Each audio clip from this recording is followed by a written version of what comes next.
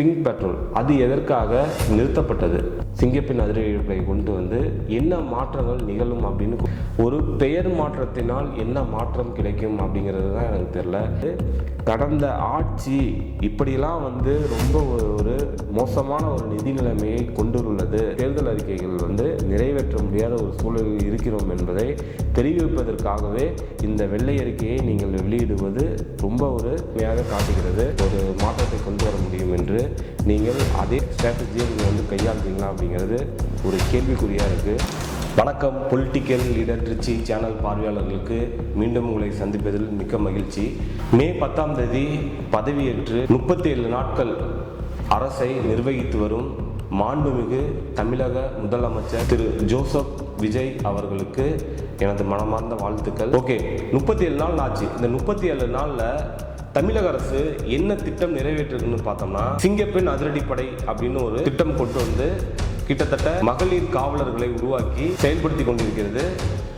ஒரு வார காலம் கடந்து போகக்கூடிய சூழல்ல நேற்றைய தினம் இந்த 24 மணி நேர கணக்கெடுப்பில் சென்னை போன்ற பெருநகரங்களில் 10க்கும் மேற்பட்ட பாலியல் குற்றங்கள் நடைபெற்றிருக்கிறது. மிக வேதனைக்குரிய ஒன்றாக கிட்டத்தட்ட 4 பெண் குழந்தைகள், 6க்கும் மேற்பட்ட பெண்கள் இப்படி பாலியல் ரீதியான புகார்கள் வந்த வண்ணம் உள்ளது.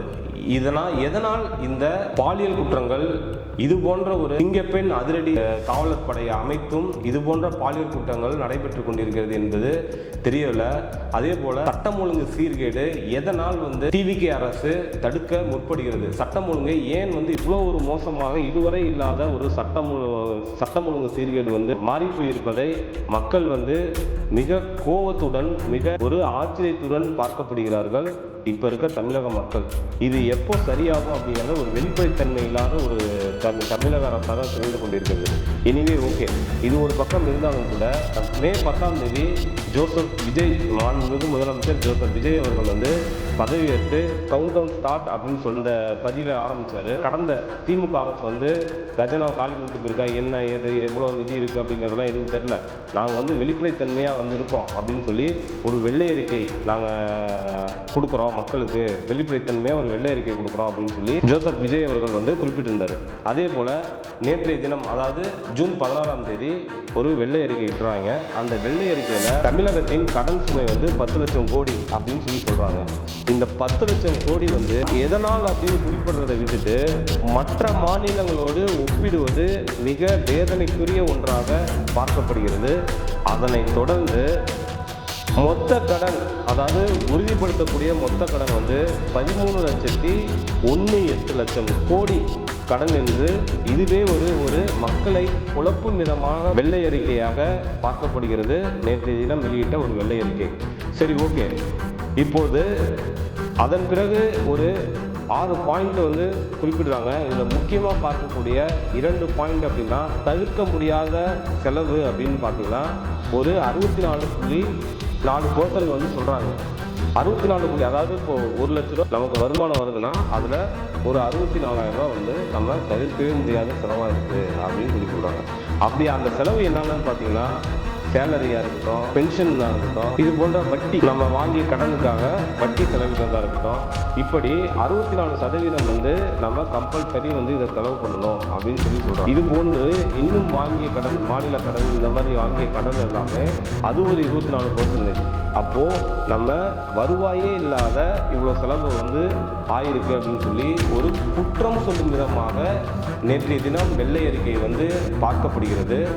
ஓகே, இப்போது இந்த கடன் இருக்குது, இந்த கடன் சுமை இவ்வளோ இருக்குது, அப்போது நீங்கள் கொடுத்த வாக்குறுதிகள் என்ன பண்ண போகிறீங்க?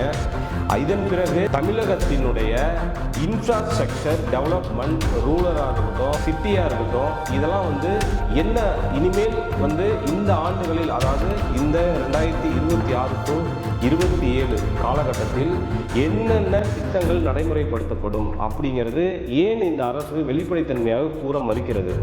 அதனைத் தொடர்ந்து கடந்த திராவிட முன்னேற்ற கழக அரசு நடத்திய எண்ணற்ற முகாம்களில் கிட்டத்தட்ட பல லட்சம் மனுவாக கொடுத்துருக்காங்க. அந்த மனுக்கள் எல்லாமே தமிழக அரசு பதிவு செய்து ப்ராசஸில் வச்சிருக்கு. அப்போது அந்த மனுக்கள், அதாவது மக்கள் கொடுத்த கோரிக்கை வந்து என்ன ஆயிடுச்சுன்னு இந்த அரசு வந்து குறிப்பிடுமா குறிப்பிடாதா அப்படிங்கிறது இதுவரும் மக்களிடையே ஒரு பெரிய கேள்விக்குறியாக இருக்குது. அப்போது அந்த மனுக்களில் உள்ள கோரிக்கை அந்த மனுக்களாகவே முடிக்கப்படுமா, இல்லை அந்த கோரிக்கைகள்லாம் மீண்டும் அரசு கையில் எடுத்து அந்த கோரிக்கைகள்லாம் தீர்வு காணப்படுமா என்பது மக்களிடையே ஒரு பெரிய ஒரு கேள்விக்குறியாக இன்னும் திகழ்ந்து கொண்டிருக்கிறது.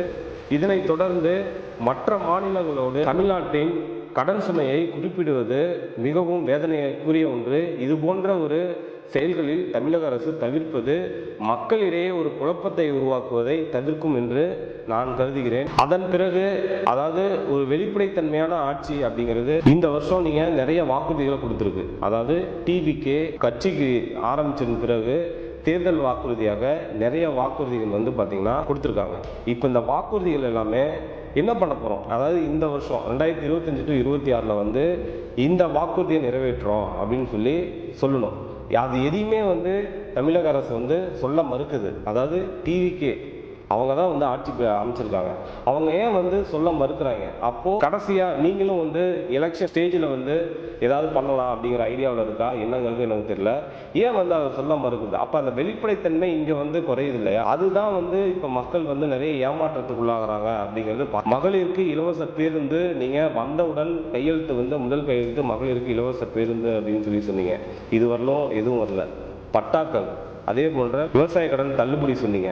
இதெல்லாம் எதுவுமே இது வரலும் நடைமுறைக்கே வராத ஒரு திட்டமாக இருந்து கொண்டிருக்குது. இது எந்த ஆண்டுலையாவது வரும் அப்படின்னு ஒரு வெளிப்படைத்தன்மையாக தமிழக அரசு கூறினா மக்களிடையே ஒரு பெரிய ஒரு வரவேற்பு பெறும் என்று மக்கள் நினைக்கிறார்கள் என்பதே மக்களுடைய கருத்தாக தெரிகிறது. நேற்றைய வெள்ளை அறிக்கை கடந்த ஆட்சியை ஒரு குறை சொல்லும் விதமாக தான் அந்த வெள்ளை அறிக்கை பார்க்கப்படுகிறது.